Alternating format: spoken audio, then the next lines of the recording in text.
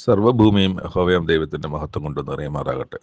പ്രിയ വായനാ സുഹൃത്തെ, താങ്കൾക്ക് പുതിയ വായനയിലേക്ക് ഹൃദ്യമായ സ്വാഗതം. ഇന്ന് സെപ്റ്റംബർ 1, ഒന്നാമത്തെ വായനാ ഭാഗം 2 രാജാക്കന്മാർ 6-ാം അധ്യായം. ഇവിടെ വേറെ ഒരു പുതിയ സംഭവം നടക്കുകയാണ്. അത് പ്രവാചക ശിഷ്യന്മാർ എലീശ പ്രവാചകനോട് പറയാൻ, നമ്മൾ പാർക്കുന്ന സ്ഥലം തീരെ ഇടുക്കമായിരിക്കുന്നു, അതുകൊണ്ട് നമുക്ക് യോർദാനോളം ചെന്ന് ഓരോ മരങ്ങൾ കൊണ്ടുവന്ന് പാർക്കേണ്ട ഒരു സ്ഥലം ഉണ്ടാക്കട്ടെ എന്ന് അനുവാദം ചോദിക്കണം. പോകുവിൻ, നിങ്ങൾ പോകാൻ പറഞ്ഞു. അപ്പോൾ അതിലൊരുവൻ പറഞ്ഞു, അങ്ങും കൂടെ ഞങ്ങളുടെ കൂടെ വരണം എന്ന് പറഞ്ഞു. ശരി, ഞാനും വരാമെന്ന് പറഞ്ഞു. അങ്ങനെ പോകുന്ന വഴിയില്ല, അവർ പോയി ചെയ്യാൻ ഉദ്ദേശിച്ച മരം മുറിക്കുന്ന സമയത്ത് ഒരാളുടെ കോടാലി ഊരി വെള്ളത്തിൽ പോയി. അപ്പോൾ അയാൾ പറഞ്ഞു, അയ്യോ യജമാനെ, ഇത് ഞാൻ വേറൊരാളുടെ നിന്ന് മേടിച്ചുകൊണ്ട് വന്നതാണ്, അത് തിരികെ കൊടുക്കേണ്ടതാണ്. അയ്യോ കഷ്ടമായി പോയല്ലോ, വെള്ളത്തിൽ വീണു പോയല്ലോ എന്ന് പറയും. എലീശ പ്രവാചകൻ ഒരു കമ്പ് വെട്ടി എവിടെ വീണമെന്ന് ചോദിച്ചിട്ട് ആ വീണ സ്ഥലത്തേക്ക് എടുത്തെറിയുകയും ആ കോടാലി പൊങ്ങി വരികയും അയാൾ ആ കോടാലി അയാൾക്ക് തിരിച്ചു കിട്ടുകയും ചെയ്തു. അതാണ് ഒരു സംഭവം. രണ്ടാമത്, അരാം രാജാവ് ഇസ്രായേലിൻ്റെ യുദ്ധത്തിന് വന്നു. അപ്പം ഓരോ പ്രാവശ്യവും ഇസ്രായേൽ രാജാവിനെ പിടിക്കണമല്ലോ. ഇസ്രായേൽ രാജാവിനെ പിടിച്ചു കഴിയുമ്പോഴാണല്ലോ യുദ്ധം ജയിച്ചു എന്ന് പറയുന്നത്. രാജാവിനെ പിടിച്ചു കഴിഞ്ഞാൽ യുദ്ധം ജയിച്ചു. ബാക്കി ആരെ പിടിച്ചാലും ആരെ കൊന്നാലും യുദ്ധം ജയിച്ചു എന്നും പറയാനൊക്കത്തില്ല. യുദ്ധം ജയിക്കണമെങ്കിൽ രാജാവിനെ കീഴ്പ്പെടുത്തണം, രാജാവ് പിടിക്കിലാകണം. അങ്ങനെ രാജാവ് ഇരുന്ന സ്ഥലത്തൊക്കെ പിടിക്കാൻ നോക്കിയിട്ട് പല പ്രാവശ്യവും രാജാവിനെ കിട്ടുന്നില്ല. പക്ഷേ കിട്ടാത്തതിൻ്റെ കാരണം ഈ എലീശ പ്രവാചകൻ നേരത്തെ അറിയിപ്പ് കൊടുക്കും, ഇന്ന സ്ഥലത്തേക്ക് മാറിക്കോ എന്ന് പറയും. അതനുസരിച്ച് ഒന്നും രണ്ടും പ്രാവശ്യമല്ല, പല പ്രാവശ്യവും ഈ ഇസ്രായേൽ രാജാവിനെ രക്ഷിക്കുന്നു. അത് മനസ്സിലാക്കിയിട്ട് ഈ അരാം രാജാവ് ചോദിക്കുന്നുണ്ട്, ഇതാരാണ് നമ്മുടെ ഭാഗത്തുനിന്ന് ഈ ഇസ്രായേലിന് അറിയിപ്പ് കൊടുക്കുന്നത്? ആരോ നമ്മുടെ ഭാഗത്തുനിന്ന് ചാരന്മാരായിട്ടുണ്ട്, അവരാണ് ഈ അറിയിപ്പ് കൊടുക്കുന്നത്. അതായിരുന്നു കണ്ടുപിടിക്കണം എന്ന് പറയുമ്പോഴാണ് ഒരാൾ പറയുന്നത്, അങ്ങനെയല്ല യജമാനെ, രാജാവെ, അങ്ങനെയല്ല കാര്യം. രാജാവ് ഇവിടെ കൊട്ടാരത്തിൽ അരമനയിൽ പറയുമ്പോൾ അവിടെ എലീശ എന്നൊരു പ്രവാചകനുണ്ട്, അയാളത് അവിടെ ഇരുന്ന് കേൾക്കും. അങ്ങനെയാണ് അയാൾ ദൈവപുരുഷനാണ്, അയാളത് മനസ്സിലാക്കിയിട്ടാണ് ഈ കാര്യം ഇസ്രായേൽ രാജാവിനെ അറിയിക്കുകയും രാജാവിനെ രക്ഷപ്പെടുത്തുകയും ചെയ്യുന്നത്. എന്നാൽ ശരി, ഞാൻ അവനെ ശരിയാക്കും എന്ന് പറഞ്ഞിട്ട് ആളയച്ച്, നിങ്ങൾ ചെന്ന് അവൻ എവിടെ ഇരിക്കുന്നു നോക്കൂ, ഞാൻ ആളയച്ച് അവനെ പിടിക്കും എന്ന് അരാം രാജാവ് പറയണം. അവൻ ദേദാനിലുണ്ട് എന്ന് അറിവ് കിട്ടി. അവിടേക്ക് ശക്തിയുള്ള സൈന്യത്തെ കുതിരകളും രഥങ്ങളുമായിട്ടൊക്കെ അയച്ചു. ദൈവപുരുഷൻ്റെ ബാല്യക്കാരൻ എഴുന്നേറ്റ് രാവിലെ ഉറക്കം എഴുന്നേറ്റ് പുറത്തു നോക്കുമ്പോൾ ആ മലകളൊക്കെ നിറഞ്ഞ് പുറത്ത് ഈ സൈന്യം രഥങ്ങളും കുതിരകളും ഒക്കെ പട്ടണം വളഞ്ഞിരിക്കുന്നത് അയാൾ കണ്ടു. അപ്പോൾ അയ്യോ യജമാനനെ നാം എന്ത് ചെയ്യും? ഇത് നമ്മൾ പിടിക്കപ്പെടും എന്ന അവസ്ഥയിലായിരിക്കുമല്ലോ, ഇതിങ്ങനെ പുറത്ത് ഒരു വലിയ സൈന്യം തന്നെ നമ്മൾ പിടിക്കാനായിട്ട് വന്നിട്ടുണ്ടല്ലോ എന്ന് പറയും. നമ്മളിപ്പം കർമ്മേൽ പർവ്വതത്തിലാണല്ലോ ഇവരിയ്ക്കുന്നത്. കർമ്മേൽ പർവ്വതത്തിൽ ആണ് ഇദ്ദേഹത്തിൻ്റെ സ്ഥിരമായ താവളം. അപ്പം നീ പേടിക്കണ്ട, അവരോട് കൂടെയുള്ള സൈന്യത്തെക്കാൾ അധികം നമ്മോട് കൂടെയുള്ളവർ ഉണ്ട്. എന്നിട്ട് എലീശ പ്രാർത്ഥിച്ചു, ദൈവമേ, ഇവൻ കാണത്തക്ക വിധത്തിൽ ഇവൻ്റെ കണ്ണും തുറന്നു കൊടുക്കണേന്ന്. അപ്പോൾ അയാൾ ഈ ബാല്യക്കാരൻ നോക്കുമ്പോൾ എലീശയുടെ ചുറ്റും അഗ്നിമയമായ കുതിരകളും രഥങ്ങളും കൊണ്ട് മല നിറഞ്ഞിരിക്കുന്നത് കാണുകയാണ്. ആ ദൈവത്തിൻ്റെ സൈന്യം എലീശയുടെ ചുറ്റും പാളയം ഇറങ്ങിയിരിക്കുന്നതാണ് കാഴ്ചയാണ് എലീശ പ്രവാചകൻ്റെ ഈ ബാല്യക്കാരൻ അല്ലെങ്കിൽ ശിഷ്യൻ കാണുന്നത്. വീണ്ടും അടുത്ത് എലീശ പ്രവാചകൻ വീണ്ടും പ്രാർത്ഥിക്കുകയാണ്, ഈ വന്നിരിക്കുന്ന സൈന്യത്തെ, ജാതിയെ കണ്ണ് കുരുടാക്കണം, അവർ അന്ധത പിടിപ്പിക്കണം. കണ്ണ് കുരുടാക്കണമെന്ന് സ്ഥിരമായിട്ടുള്ളതല്ല, ഒരു അന്ധത അവരെ പിടിപ്പിക്കണം എന്ന് പറഞ്ഞു. ദൈവം എലീശ പ്രവാചകൻ അപേക്ഷ കേട്ട് അവർക്ക് അന്ധത പിടിച്ചു. അവർക്കിപ്പോൾ കണ്ണ് കാണാൻ കഴിയുന്നില്ല എന്ന് മനസ്സിലാക്കിയപ്പോൾ എലീശ അവരോട് പറഞ്ഞു, അയ്യോ ഇതല്ല വഴി. ഇപ്പം ഈ എലീശ എന്ന് നിങ്ങൾ അന്വേഷിക്കുന്ന ആൾ താമസിക്കുന്ന പട്ടണവും ഇതല്ല, നിങ്ങൾ എൻ്റെ കൂടെ വാ, ഞാൻ നിങ്ങൾക്ക് കാണിച്ചു തരാമെന്ന് പറയും. അങ്ങനെ അവരെ വിളിച്ചുകൊണ്ട് പോയി നിർത്തിയത് ശമരിയുടെ നടുക്കാണ്. ശമരിയിൽ ചെല്ലുമ്പോഴത്തേക്ക് ഇസ്രായേൽ സൈന്യം അവിടെ ഉണ്ടല്ലോ. ഇസ്രായേൽ സൈന്യത്തിൻ്റെ നടുക്കാണ് കൊണ്ടെത്തിച്ചത് രാജാവിൻ്റെ മുമ്പിൽ. ശമരിയിലെത്തിയപ്പോൾ എലീശ ദൈവമേ അവരുടെ കണ്ണ് തുറക്കണമെന്ന് പറഞ്ഞു. അങ്ങനെ അവരുടെ കണ്ണ് തുറന്നു നോക്കിയപ്പോൾ അവർ ശമരിയിൽ നിൽക്കുന്നത് കണ്ടു. ഇസ്രായേൽ രാജാവ് അവരെ കണ്ടിട്ട് എലീശയോട്, എൻ്റെ പിതാവെ വെട്ടിക്കളയട്ടെ എന്ന് ചോദിച്ചു. പക്ഷേ എലീശ പറഞ്ഞു, വെട്ടണ്ട, നിന്റെ വാൾ കൊണ്ടും വില്ലുകൊണ്ടും പിടിച്ചവരെ നീ വെട്ടിക്കളയുമോ? ഇവർ തിന്നു കുടിച്ച് തങ്ങളുടെ യജമാൻ്റെ അടുക്കൽ പോകട്ടെ. ഒരിക്കലും സംഭവിക്കുന്നൊരു കാര്യമല്ല. ശത്രു സൈന്യത്തെ പിടിക്കപ്പെട്ടാൽ അവരെ കൊല്ലുകയും അവരുടെ സാധനങ്ങൾ കൊള്ളയിടുകയൊക്കെയാണ് പൊതുവെ പതിവ്. പക്ഷേ ഇവിടെ എലീശ പ്രവാചകൻ പറയുന്നത് അവരെ കൊല്ലണ്ട, അവർക്ക് ഒരു സദ്യ, ഒരു ആഹാരത്തിൻ്റെ ഒരു വിരുന്ന് ഒരുക്കാൻ പറഞ്ഞു. അങ്ങനെ വിരുന്നൊക്കെ കഴിച്ച് അവർ ഒരാൾക്ക് പോലും ഒരു ആപത്ത് വരാതെ അവർ മടക്കി അയച്ചു. അത് നമ്മൾ വായിക്കുന്ന അരാമ പടക്കൂട്ടങ്ങൾ ഇസ്രായേൽ ദേശത്തേക്ക് പിന്നെ വന്നില്ല എന്നാണ്. എന്നാൽ അടുത്ത ഭാഗം നമ്മൾ വായിക്കുന്നത് ബെൻഹദദ് എന്ന അരാം രാജാവ് തൻ്റെ സൈന്യത്തെയൊക്കെയും കൂട്ടി ശമരിയെ വിളഞ്ഞ് ശമരിയെ നിരോധിക്കുകയാണ്. ശമരിയുടെ ചുറ്റും നിരോധിക്കുകയാണ്, ഈ രാജ്യത്തിൻ്റെ തലസ്ഥാനത്തെ നിരോധിക്കുകയാണ്. അപ്പം നിരോധനം വരുമ്പോൾ പട്ടണത്തിന് പുറത്തേക്കോ പട്ടണത്തിനകത്തേക്കോ ഒരു സഞ്ചാരവും നടക്കത്തില്ല, സാധനങ്ങൾ കൊണ്ടുവരാനൊക്കത്തില്ല. അങ്ങനെ ആയപ്പോഴത്തേക്ക് അവിടെ ക്ഷാമമുണ്ടായി, ആഹാരത്തിന് കിട്ടാനില്ലാതായി, ഉള്ള സാധനങ്ങൾക്ക് തന്നെ ഭയങ്കര വിലവർധനവുണ്ടായി. ഇസ്രായേൽ രാജാവ് മതിലിൻ്റെ മേൽക്കൊണ്ട് നടക്കുമ്പോൾ സ്ത്രീ രാജാവിനോട് വിളിച്ചു പറയുന്നത്, രാജാവെ രക്ഷിക്കണമെന്ന് പറയുന്നുണ്ട്. അപ്പം യഹോവ നിന്നെ രക്ഷിക്കുന്നില്ലെങ്കിൽ ഞാൻ എവിടെ നിന്നാണ് നിന്നെ രക്ഷിക്കാൻ? കളപ്പുരയിൽ നിന്നോ മുന്തിരിച്ചക്കിൽ നിന്നോ എന്നോട് ചോദിച്ചു. നിന്റെ സങ്കടം എന്തെന്ന് ചോദിക്കുമ്പം ആ സ്ത്രീ പറയുന്ന ഒരു സങ്കടകരമായ കാര്യം രാജാവിനെ വല്ലാത്ത അവസ്ഥയിലാക്കി. കാരണം ഒരു രാജാവ് ഉള്ള രാജ്യത്ത് ആ രാജാവിൻ്റെ പ്രജകൾ എത്തപ്പെട്ടിരിക്കുന്ന ഒരു സങ്കടകരമായ അവസ്ഥയാണ് അവിടെ. അത് സ്ത്രീ പറഞ്ഞ ഇതാണ്, ഞങ്ങൾ 2 സ്ത്രീകളുണ്ടായിരുന്നു. അവൾ പറഞ്ഞു, ആഹാരമില്ലല്ലോ, നീ ഒരു കാര്യം ചെയ്യ്, ഇന്ന് നിൻ്റെ കുഞ്ഞിനെ കൊന്ന് അതിനെ ചുട്ട് വേവിച്ച് തിന്നാം, നാളെ എൻ്റെ കുഞ്ഞിനെ തിന്നാം എന്ന് പറഞ്ഞു. ഞാൻ എൻ്റെ കുഞ്ഞിനെ, അത് അവൾ പറഞ്ഞു, ഞങ്ങൾ നമ്മൾ ഉണ്ടാക്കിയ കരാർ പ്രകാരം കുഞ്ഞിനെ കൊന്ന് തിന്നു. ഇന്ന് അവളുടെ കുഞ്ഞിനെ അതുപോലെ കൊണ്ടുവരാൻ പറഞ്ഞു. അവളുടെ കുഞ്ഞിനെ ഒളിപ്പിച്ചു കളഞ്ഞു എന്നാണ് പറയുന്നത്. ഇവിടെ പ്രത്യേകം രാജാവ് വേറെ കാര്യങ്ങളും ചെയ്യുന്നില്ല. രാജാവ് വസ്ത്രം കീറി രട്ടെടുത്ത് പോകുന്നൊരവസ്ഥയാണ് കാണുന്നത്. തൻ്റെ അവസ്ഥ, ഈ ജനം അനുഭവിക്കുന്ന അവസ്ഥ.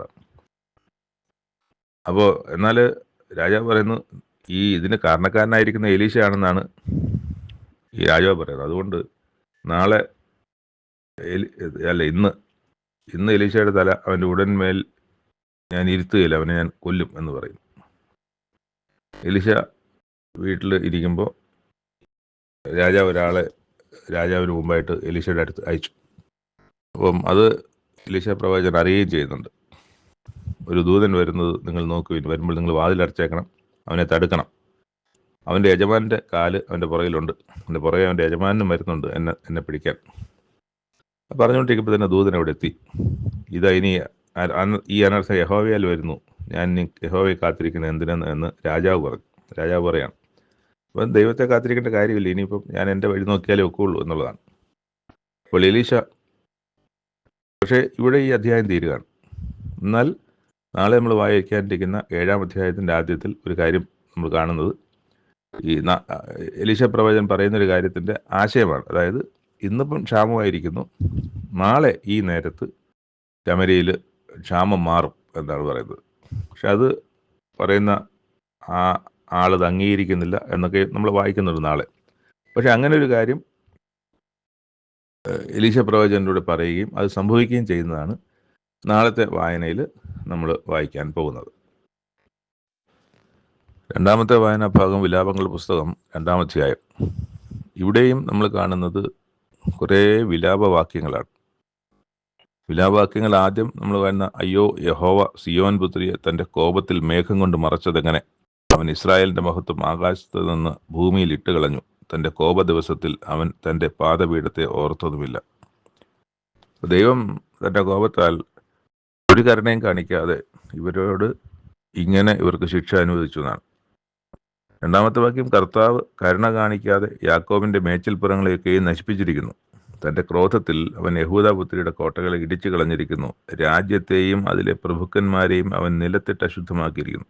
അതിൽ രാജാവെന്നോ പ്രഭുവെന്നോ പ്രമാണിയെന്നോ പുരോഹിതന്മാരെന്നോ സാമാന്യജനമെന്നോ ഒന്നും ദൈവം അതിനകത്ത് കരുതിയില്ല. എല്ലാവരും ഒരുപോലെ എല്ലാവരും ഒരുപോലെ പിടിക്കപ്പെട്ട് പോവുകയാണ്. കർത്താവ് ശത്രുവെ പോലെയായി. ഇസ്രായേലിനെ മുടിച്ചു കളഞ്ഞു. അവളുടെ അരമനകളൊക്കെയും മുടിച്ചു. അവളുടെ കോട്ടകളെ നശിപ്പിച്ചു കളഞ്ഞു. യഹൂദാപുത്രിക്ക് ദുഃഖവും വിലാപവും വർദ്ധിപ്പിച്ചിരിക്കുന്നു. ശബത്തും, അതായത് യഹോവ സിയോനിൽ ഉത്സവവും ശബത്തും മറക്കി. അങ്ങനെ ഒരു കാര്യം ഉണ്ടായിരുന്നതിനെ മറന്നു പോകുന്ന തരത്തിൽ, അങ്ങനെ ഒരു ഓർമ്മ പോലും നശിപ്പിക്കുന്ന തരത്തിൽ തന്റെ ഉഗ്രകോപത്തിൽ രാജാവിനെയും പുരോഹിതനെയും നിരസിച്ചു കളഞ്ഞു. യഹോവ സിയോൻ പുത്രിയുടെ മതിൽ നശിപ്പിപ്പാൻ നിർണയിച്ചു. സിയോൻ പുത്രി എന്ന് പറയുന്നത് യെരുശലേമാണ്. യെരുശലേമിന്റെ മതില് നശിപ്പിക്കാൻ ദൈവം തീരുമാനിച്ചു. അവൻ അളന്ന് നശിപ്പിക്കുന്നതിൽ നിന്ന് കൈ പിൻവലിച്ചില്ല. അവൻ കോട്ടയും മതിലും ദുഃഖത്തിലാക്കി.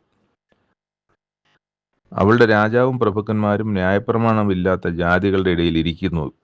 ഇപ്പോൾ അവർ ഇരിക്കുന്നത് കൽദയ ദേശത്താണല്ലോ. അവർക്ക് ഈ ദൈവമില്ല. ജാതികളുടെ ദൈവങ്ങളാണ് അവർക്കുള്ളത്. രാജാവും പ്രഭുക്കന്മാരും ന്യായപ്രമാണമില്ലാത്ത ജാതികളുടെ ഇടയിൽ ഇരിക്കുന്നു. അപ്പം അങ്ങനെ ഈ ജനത്തിൻ്റെ ഏറ്റവും കഷ്ടമുള്ളൊരവസ്ഥയെ, അവരുടെ പ്രതാപം ഒക്കെ ഉണ്ടായിരുന്ന ആ നഗരത്തിലേക്ക് നോക്കുമ്പോൾ ഇങ്ങനെ ഒരു രാജ്യം, ഇങ്ങനെ ഒരു ദേശം, ഇങ്ങനെ ഒരു പ്രതാപം ഉണ്ടായിരുന്നതെന്ന് തോന്നാത്ത രീതിയിലുള്ള അവസ്ഥയിലാണ്. അവിടെ എല്ലാം നശിപ്പിക്കപ്പെട്ടിരിക്കുന്നു. സിയോൻ പുത്രിയുടെ മൂപ്പന്മാർ മിണ്ടാതെ നിലത്തിരിക്കുന്നു. അവർ തലയിൽ പൊടി വാരിയിട്ട് രട്ടുടുത്തിരിക്കുന്നു. യെരുശലേം കന്യകമാർ നിലത്തോളം തല താഴ്ത്തുന്നു. എൻ്റെ ജനത്തിൻ പുത്രിയുടെ നാശം നിമിത്തം ഞാൻ കണ്ണുനീർ വാർത്ത് കണ്ണ് കലങ്ങിപ്പോകുന്നു. എൻ്റെ ഉള്ളം കലങ്ങി കരൾ നിലത്ത് ചൊരിഞ്ഞു വീഴുന്നു. ഇതൊക്കെയും പ്രവാചകൻ പറയുകയാണ്, എനിക്ക് ജനത്തിൻ്റെ പുത്രിയുടെ കരച്ചിൽ കണ്ടിട്ട്, അവസ്ഥ കണ്ടിട്ട് എനിക്ക് സഹിക്കുന്നില്ല എന്നുള്ളത്. നിന്റെ പ്രവാചകന്മാർ നിനക്ക് ഭോഷത്വവും വ്യാജവും ദർശിച്ചിരിക്കും. അപ്പോൾ അവിടെ ഒരുപാട് പ്രവാചകന്മാരുണ്ടായിരുന്നു. ആ പ്രവാചകന്മാരൊക്കെ ഏലിയ പ്രവാചകന്റെ കാലത്ത് അറിയാമല്ലോ. ഏലിയ പ്രവാചകന്റെ സമയത്ത് ഒക്കെ പ്രവാചകൻ പറയുന്നതിന് എതിരായിട്ടുള്ള കാര്യങ്ങളാണ് അവിടെയുള്ള മറ്റുള്ള പ്രവാചകന്മാർ പറയുന്നത്. അത് സകല ദൈവത്തിൻ്റെ പ്രവാചകന്മാരുടെ കാലത്തും അതിന് വേറെ ഒരുപാട് പ്രവാചകന്മാരെന്ന് പറഞ്ഞു നടക്കുന്ന ആൾക്കാർ അവിടെ ഉണ്ട്. അവരൊക്കെ ജനത്തെ ദൈവത്തിന് ശിക്ഷ വരുമെന്ന് ദൈവം അറിയിക്കുമ്പോൾ അവർ പറയും, സാരമില്ല, കുഴപ്പമൊന്നുമില്ല, എല്ലാം നമുക്ക് ശുഭമായിരിക്കും, ദൈവം നമ്മളെ അങ്ങനെ ശിക്ഷിക്കുമെന്നില്ല എന്ന് പറയും. നേരെ കടകവിരുദ്ധമായ കാര്യങ്ങൾ പറയും. അപ്പം ഇങ്ങനെ പ്രവാചകന്മാർ നിങ്ങൾക്ക് ഭോഷത്വവും വ്യാജവും ദർശിച്ചിരിക്കുന്നു. അവർ നിന്റെ പ്രവാസം മാറ്റുവാൻ തക്കവണ്ണം നിന്റെ അകൃത്യം വെളിപ്പെടുത്താതെ വ്യാജവും പ്രവാസകാരണമായ പ്രവാചകൻ ദർശിച്ചിരിക്കുന്നു. കടന്നു പോകുന്ന ഏവരും നിന്നെ നോക്കി കൈകൊട്ടുന്നു. യെരുശലേം പുത്രിയെ ചൂളകുത്തി തലകുലുക്കി കളിയാക്കുന്നു ഒക്കെ ചെയ്യുന്നു. സൗന്ദര്യപൂർത്തിയെന്നും സർവമഹീതല മോദം എന്നും വിളിച്ചു വന്ന നഗരം ഇതു തന്നെയോ എന്ന് ചോദിക്കുന്നു. യഹോവ നിർണയിച്ച് അനുഷ്ഠിച്ചിരിക്കുന്നു. പുരാതന കാലത്ത് അരുളി ചെയ്ത് നിവർത്തിച്ചിരിക്കുന്നു. കരുണ കൂടാതെ അവൻ ഇടിച്ചു കളഞ്ഞു. അവൻ ശത്രുവിനെ നിന്നെ ചൊല്ലി സന്തോഷിപ്പിച്ചു. വൈരികളുടെ കൊമ്പ് ഉയർത്തിയിരിക്കുന്നു.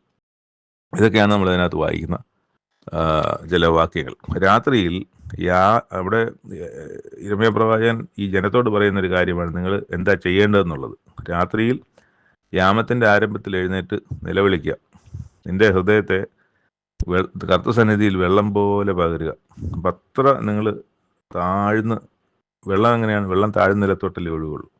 അപ്പോൾ അത്ര താഴ്ത്തി, അത് വെള്ളം എത്രത്തോളം താഴോട്ട് പോകും, എത്രത്തോളം താഴോട്ട് അതിന് പോകാൻ ചരിവുണ്ടോ ആ താഴ്ചയിലേക്ക് തന്നെ ആ വെള്ളം ഒഴുകും. അപ്പോൾ അത് പറയാൻ, നിങ്ങളുടെ ഹൃദയത്തെ വെള്ളം പോലെ കർത്തൃസന്നിധിയിൽ പകരുക. നിങ്ങളുടെ കുറ്റങ്ങൾ ഏറ്റു പറയുക. നിങ്ങൾ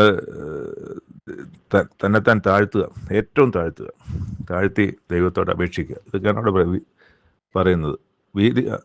ജനത്തോട് പ്രവാചകൻ പറയുന്നത്, വീഥികളുടെ തലയ്ക്കലൊക്കെയും വിശപ്പ് കൊണ്ട് തളർന്നു കിടക്കുന്ന നിന്റെ കുഞ്ഞുങ്ങളുടെ ജീവരക്ഷയ്ക്കായി ദൈവത്തിങ്കിലേക്ക് കൈമലർത്തുക. എന്നിട്ട് ദൈവത്തോട് തന്നെ ചോദിക്കുന്ന ഒരു ചോദ്യമായിട്ടാണ് കിടക്കുന്നത്. ദൈവമേ, ആരോടാകുന്നു നീ ഇങ്ങനെ ചെയ്തത്? അത് ഓർത്ത് ദൈവമേ, നിന്റെ ജനത്തോടാണല്ലോ, നീ ജനത്തെ ഓർത്ത് കടാക്ഷിക്കണമേ, നീ മനസ്സിലെയ്യണമേ എന്നും പറയുകയാണ് പ്രവാചകൻ. എന്നിട്ട് അവസാനത്തെ വാക്യത്തിൽ യഹോവയുടെ കോപ ദിവസത്തിൽ ആരും ചാടിപ്പോകയില്ല, ആരും ശേഷിച്ചതുമില്ല. ഞാൻ കയ്യിൽ താലോചിച്ച് വളർത്തിയവരെ എൻ്റെ ശത്രു മുടിച്ചിരിക്കുന്നു എന്നാണ് നമ്മൾ വായിക്കുന്നത്. അപ്പം ദൈവത്തിൻ്റെ കോപത്തിൽ നിന്ന് ആരും ചാടിപ്പോകില്ല. ദൈവം നിർണയിച്ചിരിക്കുന്നതും ദൈവം തീരുമാനിച്ചിരിക്കുന്ന കാര്യം സംഭവിക്കും. പക്ഷെ ഇന്ന് നമ്മൾ ലോകത്തിലേക്ക് നോക്കുമ്പോൾ ദൈവം നടത്തുന്ന കാര്യങ്ങളല്ല ഇപ്പോൾ കാണുന്നത്. നടത്തുന്ന കാര്യങ്ങൾ, മനുഷ്യൻ തീരുമാനിക്കുന്ന കാര്യങ്ങൾ നടക്കുകയാണെന്ന് നമുക്ക് തോന്നും. ആ തരത്തിലാണ് മനുഷ്യൻ്റെ ഇടപെടൽ, മനുഷ്യൻ്റെ ശക്തിയൊക്കെ. പക്ഷേ ഇത് ഈ കാലത്തെ ദൈവം ഇങ്ങനെ അങ്ങ് അനുവദിച്ചിരിക്കുകയാണ്.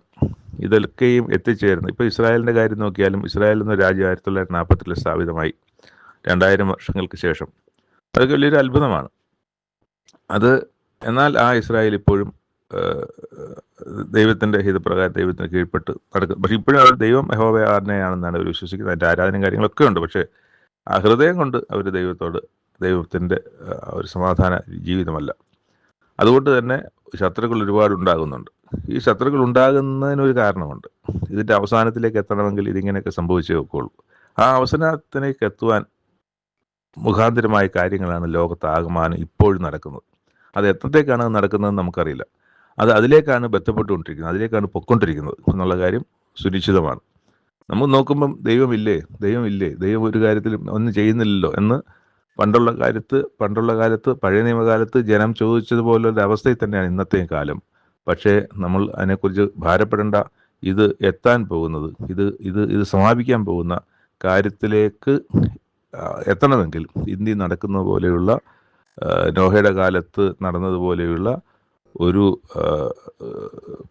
വഷളത്വം നിറഞ്ഞ ഒരു ലോകമായി തീർന്നിട്ട് മാത്രമേ അതിലേക്ക് എത്തുകയുള്ളൂ. അപ്പോൾ അതിലേക്ക് വരും. അതിന് ചിലപ്പോൾ യുദ്ധങ്ങളുണ്ടാകും. ആ യുദ്ധങ്ങളുണ്ടാകും. ആ യുദ്ധങ്ങളുടെയൊക്കെയും ഒടുവിൽ ദൈവം നമ്മളിവിടെ വായിച്ചതുപോലെ തന്നെ ഒരു ദൈവത്തിൻ്റെ കോപത്തിൽ നിന്ന്, ആ കോപ ദിവസത്തിൽ നിന്ന് ആരും ചാടിപ്പോകുകയില്ല. അത് സംഭവിക്കേണ്ടത് തന്നെ സംഭവിക്കും എന്ന് ദൈവമക്കളായിരിക്കും നമ്മളെല്ലാവരും ഉറച്ചു തന്നെ മുന്നോട്ട് പോകേണ്ടതാണ്. നമ്മളാരും നിരാശപ്പെടേണ്ട യാതൊരു കാര്യവുമില്ല. സമയത്ത് ദൈവം ഇച്ഛിക്കുന്ന പോലുള്ള കാര്യങ്ങൾ ചെയ്തു തീർക്കും. സമാധാനവും സന്തോഷവും മടങ്ങി വരും. ദൈവരാജ്യം സ്ഥാപിതമാവുകയും ചെയ്യും. മൂന്നാമത്തെ വായന ഭാഗം 1 കൊരിന്ത്യർ 15-ാം അധ്യായം. യേശുക്രിസ്തു ഉയർത്തെഴുന്നേറ്റിട്ടില്ല എന്ന് പറയുന്ന ഒരു പുതിയ പ്രശ്നമാണ് ഈ അധ്യായം കൈകാര്യം ചെയ്തത്. അവിടെ അതിനായിട്ടൊരു ചരിത്രം, ഒരു ബ്രീഫായിട്ടൊരു ചരിത്രം പൗലോസ് അപ്പോസ്തലൻ പറയുന്നുണ്ട്. ഞാൻ നിങ്ങളോട് സുവിശേഷിച്ചതും, ആ സുവിശേഷമാണല്ലോ യേശുക്രിസ്തുവിൻ്റെ ഉയർപ്പ്, അതിനെ സംബന്ധിച്ചുള്ള ആ സുവിശേഷിച്ചതും നിങ്ങൾക്ക് ലഭിച്ചതും നിങ്ങൾ നിൽക്കുന്നതും നിങ്ങൾ വിശ്വസിച്ചതും വൃഥാവല്ലെന്ന് വരികിൽ നിങ്ങൾ രക്ഷിക്കപ്പെടുന്നതുമായ സുവിശേഷം നിങ്ങൾ പിടിച്ചുകൊണ്ടാൽ ഞാൻ ഇന്ന വിധം നിങ്ങളോട് സുവിശേഷിച്ചിരിക്കുന്നുവെന്ന് നിങ്ങളെ ഓർമ്മിപ്പിക്കുന്നു. ക്രിസ്തു നമ്മുടെ പാപങ്ങൾക്ക് വേണ്ടി തിരുവെഴുത്തിൻ പ്രകാരം മരിച്ച് അടക്കപ്പെട്ട തിരുവെഴുത്തുകളിൻ പ്രകാരം 3-ാം നാൾ ഉയർത്തെഴുന്നേറ്റ് കേഫാവിനും പിന്നെ 12 പേർക്കും പ്രത്യക്ഷനായി എന്നിങ്ങനെ ഞാൻ ഗ്രഹിച്ചത് തന്നെ നിങ്ങൾക്ക് ആദ്യമായി ഏൽപ്പിച്ചു തന്നുവല്ലോ. അവിടെ നമ്മൾ കാണുന്നുണ്ടല്ലോ, ഉയർപ്പിച്ചു എന്ന് പറയുന്ന ഭാഗമാണ് പറയുന്നത്. അനന്തരം അവൻ 500-ലധികം സഹോദരന്മാർക്ക് ഒരുമിച്ച് പ്രത്യക്ഷനായി. അവരിൽ മിക്കപേരും ഇന്നും ജീവനോടെ ഇരിക്കുന്നുണ്ട്, ചിലർ മരിച്ചു പോയിട്ടുണ്ട്. അപ്പോൾ അവിടെ പിന്നെ യാക്കോബിനും പിന്നെ അപ്പോസ്തലന്മാർക്കും എല്ലാവർക്കും പ്രത്യക്ഷനായി. എന്നിട്ട് അവസാനം അകാല പ്രജ പോലെയുള്ള എനിക്കും പ്രത്യക്ഷനായി എന്ന് കൃത്യമായി പറയുകയാണ്. അതിൻ്റെ 12-ാം വാക്യത്തിൽ ക്രിസ്തു മരിച്ചിട്ട് ഉയർത്തെഴുന്നേറ്റു എന്ന് പ്രസംഗിച്ചു വരുന്ന അവസ്ഥയ്ക്ക് മരിച്ചവരുടെ പുനരുദ്ധാനം ഇല്ല എന്ന് നിങ്ങളിൽ ചിലർ പറയുന്നത് എങ്ങനെ? മരിച്ചവരുടെ പുനരുദ്ധാനം ഇല്ല എങ്കിൽ ക്രിസ്തു ഉയർത്തെഴുന്നേറ്റിട്ടില്ല. ക്രിസ്തു ഉയർത്തെഴുന്നേറ്റിട്ടില്ലെങ്കിൽ ഞങ്ങളുടെ പ്രസംഗം വ്യർത്ഥം, നിങ്ങളുടെ വിശ്വാസവും വ്യർത്ഥം. മരിച്ചവർ ഉയർക്കുന്നില്ല എന്ന് വരികിൽ ദൈവം ഉയർപ്പിച്ചിട്ടില്ലാത്ത ക്രിസ്തുവിനെ അവൻ ഉയർപ്പിച്ചു എന്ന് ദൈവത്തിന് വിരോധമായി സാക്ഷ്യം പറയുകയാൽ ഞങ്ങൾ ദൈവത്തിന് കള്ളസാക്ഷികളെന്നും വരും. മരിച്ചവർ ഉയർക്കുന്നില്ല എങ്കിൽ ക്രിസ്തു ഉയർത്തിട്ടില്ല. ക്രിസ്തു ഉയർത്തിട്ടില്ല എങ്കിൽ നിങ്ങളുടെ വിശ്വാസം വ്യർത്ഥം, നിങ്ങൾ ഇന്നും നിങ്ങളുടെ പാപങ്ങളിൽ ഇരിക്കുന്നു.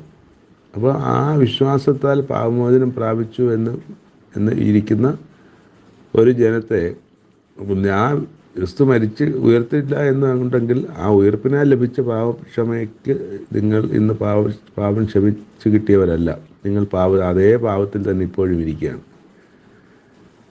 നാം ഈ ആയുസ്സിൽ മാത്രം ക്രിസ്തുവിൽ പ്രത്യാശ വച്ചിരിക്കുന്നുവെങ്കിൽ സകല മനുഷ്യരിലും അരിഷ്ടന്മാർ. അപ്പോൾ ഈ ജീവിതത്തിൽ മാത്രമല്ല, വരുവാനിരിക്കുന്ന ഒരു ജീവിതം, നമ്മളെല്ലാവരും മരിച്ചാലും വീണ്ടും ഉയർത്തെഴുന്നേറ്റ് ജീവിക്കുന്ന ഒരു കാലത്തിലേക്ക് അതിപ്പോൾ അങ്ങനെ വന്നില്ലെങ്കിൽ പിന്നെ ഇതെല്ലാം അരിഷ്ടന്മാരത് പ്രത്യാശ വെച്ചിരിക്കുന്നെങ്കിൽ സകല മനുഷ്യരും അരിഷ്ടന്മാരാണ് നമ്മൾ ഓരോരുത്തരും എന്നാണ് ഇവിടെ പറയുന്നത്. നമുക്ക് അത് പ്രത്യാശിക്കോ അല്ലെങ്കിൽ നമുക്ക് ഭാവിയെ സംബന്ധിച്ച് യാതൊരു മെച്ചവുമില്ല എന്നാണ്. എന്നാൽ ഇനി പറയുന്ന ഭാഗം വളരെ പ്രധാനപ്പെട്ടതാണ്. എൻ്റെ ജീവിതത്തിൽ, എൻ്റെ വിശ്വാസ ജീവിതത്തിൽ എന്നെ അടിമുടി മാറ്റിയ ഒരു ഭാഗമാണ് ഈ അടുത്ത് വായിക്കുന്ന 1 കൊരിന്ത്യർ 15:20 മുതൽ. എല്ലാ സംശയങ്ങളും പഠിച്ചു വന്നിരുന്ന എല്ലാ സംശയങ്ങളും തീർക്കപ്പെടുന്ന അതിൻ്റെ ഒരു കൺക്ലൂഷനായിട്ട് അതെല്ലാം കൃത്യമാക്കുന്ന ഒരു ഭാഗമാണ് ഇനി വായിക്കുന്നത്. അതിൻ്റെ 20 മുതൽ 28 വരെയുള്ള വാക്യമാണ്. അത് തുടക്കം ഇങ്ങനെയാണ്, ഒന്ന് ശ്രദ്ധിക്കണം കേട്ടോ.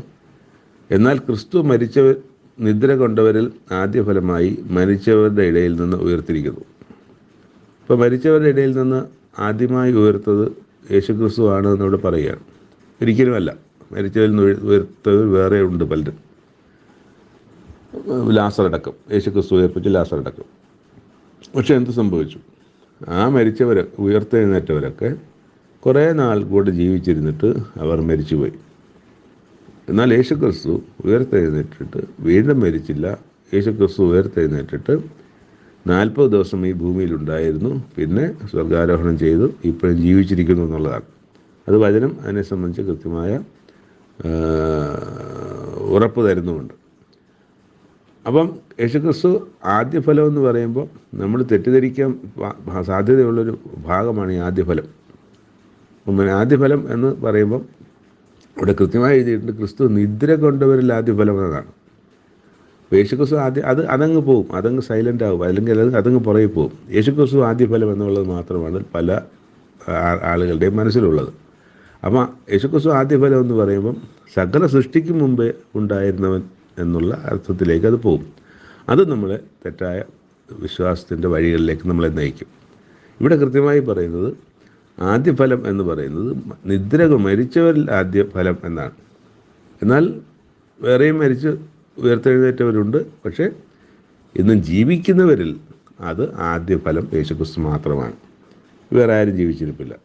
മനുഷ്യൻ മൂലം മരണം ഉണ്ടാകിയാൽ മരിച്ചവരുടെ പുനരുദ്ധാനവും മനുഷ്യൻ മൂലം ഉണ്ടായി. അത് ആദമിനെക്കുറിച്ചും ഈ യേശുക്രിസ്തുവിനെ കുറിച്ചുമാണ്. അത് താഴെ എഴുതിയിട്ടുണ്ട്. ആദാമിൽ എല്ലാവരും മരിക്കുന്നത് പോലെ ക്രിസ്തുവിൽ എല്ലാവരും ജീവിക്കപ്പെടും. അപ്പോൾ ആദാമിൽ എല്ലാവരും മരിക്കുക എന്ന് പറഞ്ഞാൽ പ്രത്യേകിച്ച് ഒന്നും ചെയ്യേണ്ട. വെറുതെ ഇരുന്നാൽ തന്നെ ആദാമിലൂടെ മനുഷ്യരിലേക്ക്, എല്ലാ മനുഷ്യകുലത്തിലേക്കും വന്നു പോയ ആ പാപത്തിൻ്റെ അംശം അത് നമ്മളെ മരണത്തിലേക്ക് എത്തിക്കും. പക്ഷേ ഇവിടെ വായിക്കുന്നത് ആദാമിൽ എല്ലാവരും മരിക്കുന്നത് പോലെ ക്രിസ്തുവിൽ എല്ലാവരും ജീവിക്കപ്പെടുമെന്നാണ്. ക്രിസ്തുവിൽ എല്ലാവരും ജീവിക്കപ്പെടുമെന്ന് പറഞ്ഞാൽ ക്രിസ്തുവിൽ എല്ലാവരും ജീവിക്കപ്പെടില്ല. ആ തീരുമാനമെടുക്കുന്നവർ, അതിലേക്ക് വരുന്നവർ, ക്രിസ്തുവിൽ വിശ്വസിക്കുന്നവർ മാത്രമേ എല്ലാവരും ജീവിക്കപ്പെടും. ഓരോരുത്തരും താൻ്റെ നിരയിലത്രേ. അതിൽ ഓരോരുത്തരുടെ സ്റ്റാൻഡേർഡ് അനുസരിച്ചാണ് അത് സംഭവിക്കുക. ആദ്യഫലം ക്രിസ്തു, പിന്നെ ക്രിസ്തുവിനുള്ളവർ അവൻ്റെ വരവെങ്കിൽ. ഇനി ആരെങ്കിലും ഉയർത്തെഴുന്നേൽക്കണമെങ്കിൽ അത് ക്രിസ്തുവിൻ്റെ വരവെങ്കിൽ മാത്രമേ ഉള്ളൂ എന്നുള്ളത് ഈ വചനം കൃത്യമാണ്. ആദ്യഫലം ക്രിസ്തു, പിന്നെ ക്രിസ്തുവിനുള്ളവർ അവൻ്റെ വരവെങ്കിൽ. ക്രിസ്തു വരുമ്പോൾ മാത്രമേ ആരെങ്കിലും ഉയർത്തെഴുന്നേറ്റ് ആ ഒരു നിത്യജീവിത ഫലത്തിലേക്ക് വരികയുള്ളൂ. പിന്നെ അവസാനം എന്നാണ് എഴുതി. പിന്നെ അവസാനം എന്ന് പറയുന്നതിനെ സംബന്ധിച്ച് ചില കാര്യങ്ങൾ താഴെ വിശദീകരിക്കുന്നുണ്ട്. അന്ന് ആ അവസാനം എന്താണെന്നാണ് എഴുതുന്നത്. അന്ന് അവൻ, ദൈവം, എല്ലാ വാഴ്ചയ്ക്കും അധികാരത്തിനും ശക്തിക്കും യേശുക്രിസ്തു, അവൻ എന്ന് പറഞ്ഞാൽ യേശുക്രിസ്തുവാണ്. എല്ലാ വാഴ്ചയ്ക്കും അധികാരത്തിനും ശക്തിക്കും നീക്കം വരുത്തിയിട്ട് രാജ്യം പിതാവായ ദൈവത്തെ ഏൽപ്പിക്കും. അതാണ് ക്രിസ്തു വന്ന് സഹസ്രാബ്ദ വാഴ്ചയിൽ ചെയ്യാനിരിക്കുന്ന കാര്യം. എന്തിനാണ് യേശുക്രിസ്തു വരുന്നത്? ഈ സകലത്തെയും തൻ്റെ കാൽ കീഴാക്കുവാനും. ഈ രാജ്യം എന്നൊക്കെ പറയുമ്പം ഈ രാജ്യം മുമ്പ് ഉണ്ടായിരുന്ന ഒരു രാജ്യമാണ്. ദൈവം രാജാവായിരുന്നു. നമ്മൾ കണ്ടോ പല പഴയ നിയമപുസ്തകത്തിലെ പല ഭാഗത്തും ഞങ്ങളുടെ രാജാവായ ദൈവം രാജാവാകുന്നു എന്നൊക്കെ വായിച്ചിട്ടുണ്ടല്ലോ. അത് യഥാർത്ഥത്തിൽ ഇസ്രായേലിൻ്റെ രാജാവ് ദൈവമായിരുന്നു. ദൈവം ഇസ്രായേലിൻ്റെ രാജാവായിരുന്ന ഒരു സ്ഥലത്തു നിന്നാണ് മനുഷ്യരായ രാജാക്കന്മാരെ അവർ ആവശ്യപ്പെടുന്നു ശമൂവേൽ പ്രവാചകൻ്റെ കാലത്ത്. അങ്ങനെ മനുഷ്യരായ രാജാക്കന്മാരെ ദൈവം അനുവദിച്ചു കൊടുക്കുകയാണ്. അതിനു മുമ്പ് വരെ ഇസ്രായേലിൻ്റെ ദൈവം ഇസ്രായേലിൻ്റെ രാജാവ് ദൈവമാണ് ആയിരുന്നു. പറഞ്ഞാൽ നമുക്കറിയാമല്ലോ, അവർ പുറപ്പെടുവിച്ചുകൊണ്ട് വരുന്ന നാളിൽ ഇവിടെ കനാനിൽ പിന്നെ ഇതൊക്കെ സ്ഥാപിക്കപ്പെടുന്ന നാളിലൊന്നും അവർക്ക് രാജാവില്ലാത്തൊരു ജനമാണ് മുമ്പോട്ട്. അവിടെ അഹരോനും ഒക്കെ ഉള്ളൂ, പുരോഹിതന്മാർ മാത്രമേ ഉള്ളൂ, ദൈവമില്ല, രാജാവില്ല. അപ്പോൾ അങ്ങനെ പൊയ്ക്കൊണ്ടിരുന്നവരാണ് രാജാവിനെ ആവശ്യപ്പെടുന്നത്. ഇവിടെ നമ്മൾ ആ രാജ്യം പിതാവായ ദൈവത്തെ ഏൽപ്പിക്കും. കാരണം ഈ രാജ്യം പിതാവിൻ്റേതായതുകൊണ്ടാണ് രാജ്യം പിതാവിൻ്റെ കരങ്ങളിലേക്ക് ഏൽപ്പിക്കുന്നത്. അത് എന്നിട്ട് അവൻ സകല ശത്രുക്കളെയും കാൽക്കീഴാകുവോളം വാഴേണ്ടതാകുന്നു. അപ്പോൾ അത് നേരത്തെ ഒരു വാക്യം സങ്കീർത്തന പുസ്തകത്തിലൊക്കെ വാക്യം, അവൻ യേശുക്രിസ്തു സകല ശത്രുക്കളെയും കാൽക്കീഴാക്കുവോളം വാഴേണ്ടതാകുന്നു. ഒടുക്കത്തെ ശത്രുവായിട്ട് മരണവും നീങ്ങിപ്പോവും.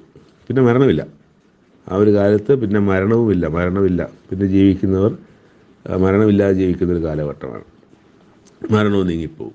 സകലത്തെയും അവൻ്റെ കാൽ കീഴാക്കിയിരിക്കുന്നു എന്നുണ്ടല്ലോ. ആരുടെ? ക്രിസ്തുവിൻ്റെ കാൽ കീഴാക്കിയിരിക്കുന്നു എന്നുണ്ടല്ലോ. സകലവും ക്രിസ്തുവിന് അതായത് സങ്കീർത്തനം 8:6 സങ്കീർത്തനം 8:6 സകലത്തെയും അവൻ്റെ കാൽ കീഴാക്കിയിരിക്കുന്നു എന്നുണ്ടല്ലോ. ആരുടെ കാൽ കീഴ്? യേശു ക്രിസ്തുവിൻ്റെ കാൽ കീഴിൽ ആക്കിയിരിക്കുകയാണ്. ആരാക്കി? ദൈവമാക്കിയിരിക്കുന്നു. എന്നിട്ട് സകലവും അവന് കീഴ്പ്പെട്ടിരിക്കുന്നു എന്ന് പറഞ്ഞാൽ സകലത്തെയും കീഴാക്കി കൊടുത്തവൻ ഒഴികെ എന്ന് സ്പഷ്ടം. ഇത് ലോകത്ത് ഇന്ന് ഉള്ള വിശ്വാസത്തിൻ്റെ കടയ്ക്കൽ കോടാലി വെക്കുന്ന ഒരു വാക്യമാണിത്.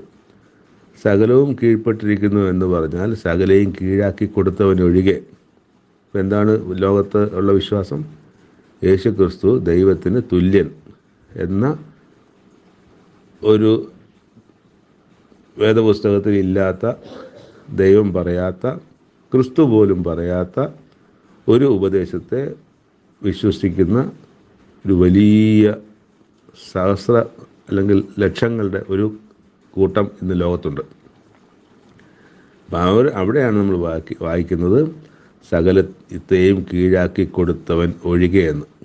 സകലത്തെയും അവന് കീഴ്പ്പെട്ടിരിക്കുന്നു എന്ന് പറഞ്ഞാൽ സകലവും അവന് കീഴ്പ്പെട്ടിരിക്കുന്നു എന്ന് പറഞ്ഞാൽ സകലത്തെയും കീഴാക്കി കൊടുത്തവനാണ്. അപ്പോൾ ദൈവം കീഴാക്കി കൊടുത്ത ദൈവം ഒഴികെ സകലവും യേശുക്രിസ്തുവിൻ്റെ കാൽ കീഴാണ്. അപ്പോൾ അവിടെ നമ്മൾ മനസ്സിലാക്കേണ്ട ദൈവ സത്യം അത് മനസ്സിലാക്കണം. അത് മനസ്സിലാക്കി അതാണ് പറയുന്നത്, ഏകസത്യമായ നിന്നെയും നീ അയച്ച യേശുക്രിസ്തുവിനെയും അറിയുന്നതാണ് ദൈവരാജ്യം, നിത്യജീവൻ എന്നാണ്. അപ്പോൾ അറിയുന്നതാണ്. അപ്പോൾ അറിവാണ് ഇതിനകത്ത് പ്രധാനം. അറിവ് തെറ്റിയാൽ വിശ്വാസം തെറ്റും. വിശ്വാസം തെറ്റിയാൽ ആ പറഞ്ഞ നിത്യജീവനിൽ ലഭിക്കാതെ വരും. അപ്പോൾ അതുകൊണ്ട് അറിവ് വളരെ പ്രധാനമാണ്. അത് ഈ വചനത്തിനകത്ത് കൃത്യമായി തന്നെ എല്ലാ അറിവുകളും ഉണ്ട്. ഒന്നോടൊന്ന് ചേർത്ത് നോക്കിയിട്ട് ഇതാകുന്നു സഭാപ്രസംഗി കണ്ടത്. നമ്മൾ ഒന്നോടൊന്ന് ചേർത്ത് നോക്കണം, വായിക്കണം, മനസ്സിലാക്കണം, അറിയുന്നവരോട് ചോദിക്കണം. എന്നിട്ട് അതിൻ്റെ 28 വാക്യത്തിൽ എന്നാൽ അവന് സകലവും കീഴ്പ്പെട്ട് വന്ന ശേഷം ദൈവം സകലത്തിലും സകലവും ആകേണ്ടതിന് പുത്രൻ താനും സകലവും തനിക്ക് കീഴാക്കി കൊടുത്തവന് കീഴ്പ്പെട്ടിരിക്കും. ദൈവരാജ്യത്തിൻ്റെ നെവർ എൻഡിങ് ആയിരിക്കുന്ന ആ ദൈവരാജ്യത്തിൻ്റെ അവസ്ഥയാണ് നമ്മളിവിടെ വായിക്കുന്നത്, അല്ലെങ്കിൽ അതിൻ്റെ ഒരു ഘടനയാണ് നമ്മളിവിടെ വായിക്കുന്നത്. അവിടെ എല്ലാം അവന് കീഴ്പ്പെട്ട് വന്ന ശേഷം, ആർക്ക് കീഴ്പ്പെട്ട് വന്ന ശേഷം? യേശുക്രിസ്തുവിന് കീഴ്പ്പെട്ടു. അതിനുശേഷം അത് ദൈവത്തിന് കീഴ്പ്പെടുത്തി കൊടുക്കുന്ന ഒരു ജോലിയാണ്. ഇപ്പം ദൈവം ഓരോരുത്തരെ ആക്കുന്നതിന് ഓരോ പർപ്പസുണ്ട്. ഇവിടെ യേശുക്രിസ്തുവിൻ്റെ ഒരു യഥാർത്ഥ പർപ്പസാണ് ഈ രാജ്യം യഥാസ്ഥാനത്താക്കി ദൈവത്തിൻ്റെ കരങ്ങളിലേക്ക് കൊടുക്കുക എന്നുള്ളത്. എന്നാൽ സകലവും അവന് കീഴ്പ്പെട്ട് വന്ന ശേഷം ദൈവം സകലത്തിലും സകലവുമാകേണ്ടതിന് പുത്രൻ താനും സകലവും തനിക്ക് കീഴാക്കി കൊടുത്തവന് കീഴ്പ്പെട്ടിരിക്കും. ഇപ്പോൾ പുത്രനും ദൈവത്തിന് കീഴ്പ്പെട്ട് ദൈവരാജ്യത്തിൽ വരുന്ന മറ്റനേകം ദൈവമക്കളോട് നിത്യജീവൻ പ്രാപിച്ച് ഇരിക്കുന്ന ദൈവരാജ്യത്തിന് യോഗ്യരായ ദൈവമക്കളോട് കൂടെ യേശുക്രിസ്തുവും ദൈവത്തിന് കീഴ്പ്പെട്ടിരിക്കുന്ന ഒരു പ്രജയായി തുടരുന്ന ഒരു കാലത്തെക്കുറിച്ചാണ് പറഞ്ഞു നിർത്തുന്നത്. ഇത് എത്രയോ പ്രാവശ്യം നമ്മളിൽ പലരും, ഞാനും മുമ്പ് കാലങ്ങളിൽ വായിച്ചിട്ടുണ്ട്. വായിച്ചു പോകും എത്രയോ 10-15 പ്രാവശ്യമൊക്കെ. ഏറ്റവും കുറഞ്ഞ ഇത് ഞാൻ മനസ്സിലാക്കുന്നതിന് മുമ്പ് ഒരു 10 പ്രാവശ്യങ്ങളും ബൈബിൾ വായിക്കുകയും ഈ ഭാഗങ്ങളിലൂടെ പോയിട്ടുമുണ്ട്. അതൊന്നും എനിക്ക് എന്നെ സംബന്ധിച്ച് മനസ്സിലാക്കി വായിച്ചങ്ങ് പോവുകയാണ്. ദൈവം സകലവും സകലത്തിന് കീഴ്പ്പെട്ടവൻ പുത്രൻ, അതൊക്കെ വായിച്ചു പോയിട്ടുണ്ട്. പക്ഷേ ഇന്ന് ഈ വിവരണം താങ്കളോട് പറയുന്നത് പോലെ എന്നോട് ഒരു ദൈവത്തിൻ്റെ ദാസൻ എന്നോട് ഈ കാര്യങ്ങളെ വിശദീകരിച്ച് തന്നപ്പോഴാണ് എനിക്ക് ഈ കാര്യങ്ങൾ മനസ്സിലായി. ആ ദിവസം എൻ്റെ ജീവിതത്തിൽ ഒരു വലിയ ടേണിംഗ് പോയിൻ്റായ ദിവസമാണ്. ഞാൻ സറണ്ടറായ ദിവസമാണ്. കാരണം ദൈവം ഈ കാര്യങ്ങളെല്ലാം എഴുതി വെച്ചിട്ട് എനിക്ക് മനസ്സിലാകാതെ പോയല്ലോ എന്ന് പറയുന്നൊരു ഭാഗം, അതുപോലെ ഈ കൃത്യമായ പിക്ചർ ദൈവം യേശുക്രിസ്തു നമ്മളുടെ റിലേഷൻഷിപ്പിൻ്റെ അല്ലെങ്കിൽ ആ കോ ഇറ്റേണൽ എന്നല്ലേ ലോകത്ത് അല്ലെ കോ ഇക്വലൻ്റ് അല്ലേ കോ ഇക്വലൻ്റ് എന്നൊക്കെയാണ് നമ്മൾ യേശുക്രിസ്തുവിനെയും ദൈവത്തെയും കുറിച്ച് വായിക്കുന്നത്. അതങ്ങനെയല്ല എന്നുള്ളത് പല വേറെ ഭാഗങ്ങളുണ്ട്.